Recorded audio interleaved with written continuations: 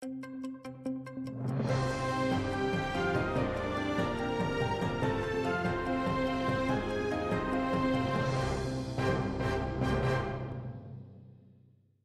көпірінің огунде серт тыкынты пайда болду. Тамань тарафынан ишгал этилген Кырым тарафына keçmek үчүн аман-аман 1700 машина беклей. Бекле вакыты 4 сааттен зияде. Ярамададан чыкмак үчүн невбет баягы кыскача 180ге якын араба. Бу арада августтун 4 сабасында акыярда аба хабардарлык илан этилди. Русиянын мудафа назирлигинин маалыматына көрө 5 дрон уруп түшүрүлдү. Учу Кырым үстүндө, экиси эсе Кара денизи үстүндө. Руслар да хабар эттилер ки 4 август кечеси Кырым үстүндө 11 дрон да 18 дрон дениз үстүндө жок этилди. Украина тарафы бу маалыматлар акында да пикир билдирилмеди. Украина Хавсызлык кызмети ишгал этилген Кырымдагы Са харбий аэродромуна кече дрон ужумун ресми оларак таздыклады. Эвелки маалыматка көрө эң аздан 1 Су-30 учагы жок этилди да 4 зарар көрдү. Bundan гайры авиация силасы олган анбарга ужум япылды. Бу эле 1 учактын фияты $50 миллион жете билет. Сах аэродрому Кара денизде Русия авиациясы аракетлери үчүн эсас бир базадыр. Бу маалымат сонра Русиянын мудафа назирлиги тарафынан кысмен таздыкланды, БПЛАларнын кече ужумуну таныды. Ишгал этилген Кырымдын махкемелери деп адландырылган жерлеринде ясак этилген тимсаллеринин нумайыш этилмеси боюнча ишлеринин чогусу Украин девлет ve milli тимсаллерине айыптыр. Кырым жерияны тешибүсүнүн ак укук фаалчыларынын айтканларына көрө 2025 сенеси биринчи ярысында 96 махкеме карары кайдытылды. 56% ишлерде эсе Украин тараптары ватандашлары такып этилди. Айны вакытта Үчүнчү рейхнын тимсаллерини яда жинайы татуировкаларını кулланганлар азжа жазалана эдилер. Бу элекнен Кырымда Русия хакимияты өзлерине эсас түлүкө оларак Украин тимсаллерине асында таный.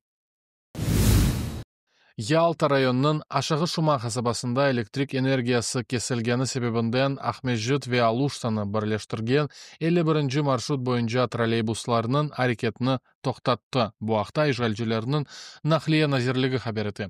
Бакчысарай районунун бир кач көйлөрүндө да электрик күчү сондурулду. Бу айры бир вакыа дегил. Инфраструктурага зарар келгенде ve сыжаклыкнын артканынан электрик энергиясынын теминлев маселелери мунтазам болду. Кырымдын ишгалчылары хафлык юксек арарети себебинен август 5тен 8ге кадар февкуладе вазиет илан этилди. Ресми маалыматка көрө июльнын 28ден августтун 3ге кадар регионда куруу өсүмлүклөрүнүн атешленмесинин багы 115 янгын болуп кетти. Кырымдын чөл тарафлары эң зияде зарар көрдү. Ишгалчыларынын ажеле вазиетлер назирлиги сакинлерини орманларга бармактан ve ачык атеш кулланмактан ваз кечмеге чыгара.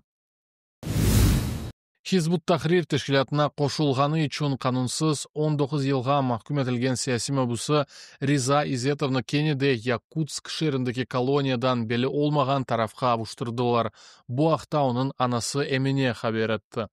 Соңки 1,5 жыл ичинде 3 кере көчүрүлдү. Дайыма абуштырууларынын себеби режимдин ярамай ниетинен бозулмасына дейлер, ама инсан аклары фаали саясий басымдан шүбеленелер.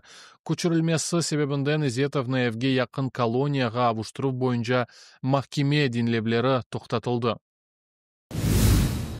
Украина президенти Володимир Зеленский эгер Русия жиддий музакерлерге азыр болса Владимир Путинден эр вакыт көрүшмеге азыр болгонун Кенеди илан этти. О Путиндин беклемеге азырлыгы акында баянатына бу эле каршылык көстөрдү. Кремль исе өз небетинде олабылыр көрүшүүдөн эвел эксперт иши япылмак керектигин билдире. Путиндин векили Песков айны вакытта РФ президенти ve Трамптын махсус элчиси Витков арасында олабылыр көрүшүүнү таздыклады. О келечек аптанын башында Московага келе биле. Rusiyanın Yehudi Muhtar vilayetinde 5 tanker vagonu yoldan çıktı. Onlardan ikisi avdarıldı, yakıtı akıp ketti. Vakıa avgustun 3'ünde olup geçti. Kazanın sebebi da belli olmadı. Kurbanlar olmadı ama kaza Rusya Federasyasının şarkı regionlarına yakıtı taşıv üçün strategik emniyetke malik olgan demir yolunun bir kısmında keçiklerge sebep oldu. Moldova nihayet Gazprom tarafından idare etilgen Moldova gazını gaz yetkizүү лицензиясından marum etti. Bundan son gazını Energokom devlet şirketi satın alacak. Bu ise energetik mustakilliginin doğrudan doğru modeline keçiv demektir. Başnazir Dorin Rekan kaydetti ki devlet bütün teminat ceryanını nezaret edecek. Bu arada Rusya'nın Gazprom'u büyük zarar göre.